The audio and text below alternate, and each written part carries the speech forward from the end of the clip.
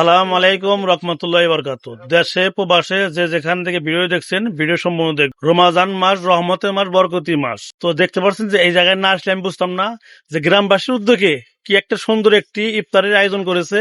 তো এটা কিন্তু টাঙ্গাইল সদর পোড়াবাড়ি ইউনিয়ন রক্ষিত বেলতা 4 নং ওয়ার্ড। তো এখানে জানেন যে দেলোর মামার কি সবাই চেনেন, সে কিন্তু এলাকার মেম্বার, বর্তমানে কিন্তু সে কিন্তু চেয়ারম্যানের দায়িত্ব পালন করতে আছে। তো মামার সাথে আমি কথা বলবো হয়েছিল, কিন্তু এবার দেখা যাচ্ছে যে ক্রিকেট করতেছে। তো আয়োজনটা দেখে আমার ভালো লাগলো। তো এই আয়োজন সম্বন্ধে কিছু বলেন।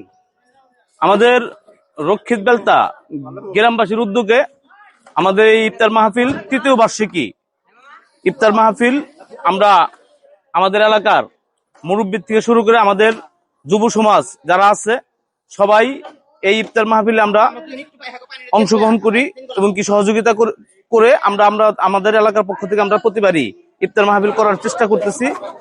৩য়বার হইল, আশা করতেছি ভবিষ্যতে আমাদের এই ধারাবাহিকতা অব্যাহত থাকবে।